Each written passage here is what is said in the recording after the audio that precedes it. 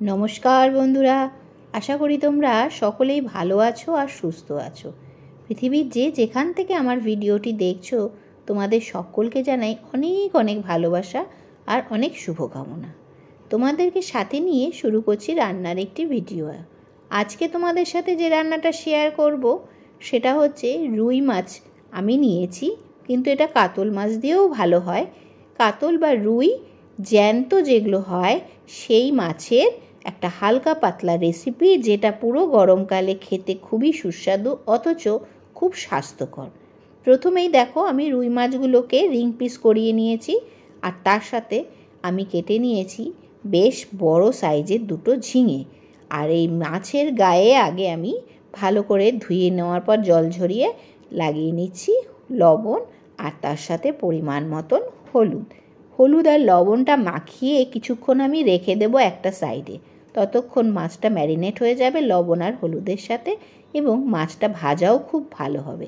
যদি কিছুক্ষণ আগে তোমরা মাছে লবণ এবং হলুদ মাখিয়ে রেখে দাও, তাহলে কিন্তু মাছের ভাজবার সময় যে স্বাদটা সেটা অনেকটাই বৃদ্ধি পায়।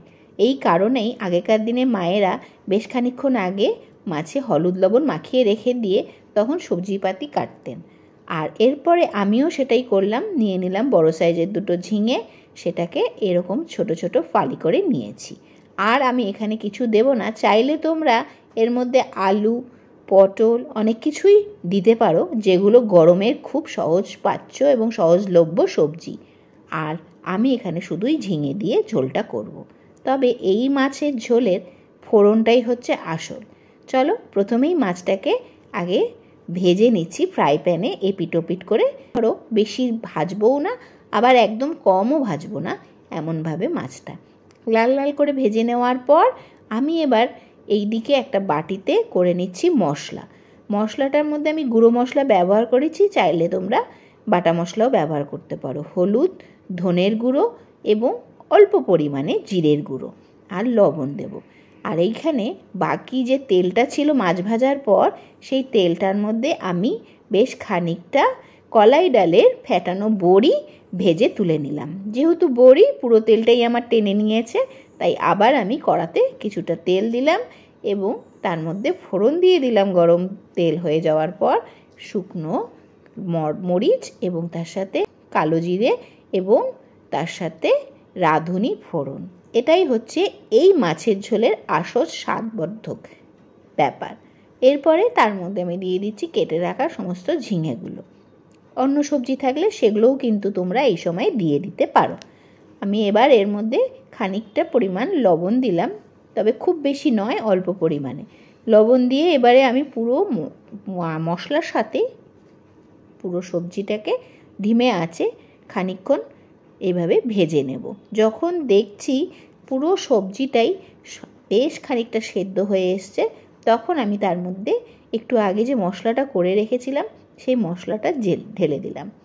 আর এখন আমি দিয়ে দিলাম মাছের পেটে ছিল বেশ খানিকটা পটকা, সেটা ভাজবার সময় আমি মাছের পেট থেকে খুলে নিয়েছি, কারণ তখন যদি আমি ওটা না খুলতাম পুরো পটকাটা তেলের মধ্যে মাছ দেওয়ার সাথে সাথেই গায়ে আমার ফুটে চলে আসতো। এখন সেই পটকাটা এর সাথে ভেজে নিচ্ছি। এভাবেই তোমরা কিন্তু কিছু টিপস অ্যান্ড ট্রিক্স নিজেরাই রান্না করতে করতে ফলো করতে শিখে যাবে। এই দেখো মশলার সাথে সবজিটা আমার বেশ ভালোই সাতলানো হয়ে গেছে। আমার ঝিঙে কিন্তু মোটামুটি নেতিয়ে পড়েছে, মানে সেদ্ধও হয়ে গেছে, আর মশলাটা থেকেও তেল ছেড়ে দিচ্ছে। এবারে আমি এর মধ্যে পরিমাণ মতন দিয়ে দেব গরম জল, কারণ ঝোলের জন্য আমি সর্বদাই গরম জল ইউজ করি। তোমরাও তাই করবে, দেখবে রান্নার স্বাদ দ্বিগুণ হয়ে যাবে। ও এর মাঝে কিন্তু আমি 4-5টা কাঁচা লঙ্কাও দিয়ে দিয়েছিলাম সাতলানোর সময় ওই মশলার মধ্যেই কড়াইতে। এবারে টকবক করে ঝোল ফুটে ওঠার পর দিয়ে দিলাম ভেজে রাখা মাছগুলো আস্তে আস্তে। আর এইভাবে আবারও আমি মিনিট 5 কম আঁচে মাছগুলোকে সেদ্ধ করে নিলাম। আর ঝোলটা যখন কমপ্লিট হয়ে আসবে সেই সময় এর মধ্যে দিয়ে দিলাম বেশ খানিকটা ধনেপাতা কুচি। আর তারপরেই আমি এর মধ্যে নামানোর ঠিক আগ মুহূর্তে মিনিট খানেক আগে দিয়ে দেব ভেজে রাখা ডালের বড়িগুলো। বেশি আগে কিন্তু এটা দেওয়া যাবে না, তাহলে কিন্তু বড়িগুলো ভেঙে যাবে। আর যেহেতু এটা ছোট ছোট সাইজের বড়ি, সেই জন্য আমি একদম নামানোর আগ মুহূর্তেই দিলাম। আর আমার রান্নাটা কিন্তু কমপ্লিট। খুব সুন্দর সুস্বাদু এই গরমকালের সবজি দিয়ে এই মাছের ঝোলটা তোমাদের কেমন লাগলো অবশ্যই কিন্তু কমেন্ট করে জানিও। আর বাড়িতে সুস্থ অসুস্থ সব রকম মানুষেরই ভীষণ পছন্দের এই ঝোলটা রান্না করে সকলকে খাইও। দেখা হবে আবার নতুন একটি ভিডিওতে। ততক্ষণের জন্য সকলকে জানাই অনেক অনেক ভালোবাসা। সকলে ভালো থেকো, সুস্থ থেকো, আর খুব খুব সাবধানে থেকো নতুন ভিডিও নিয়ে তোমাদের সামনে ফিরে আসা পর্যন্ত।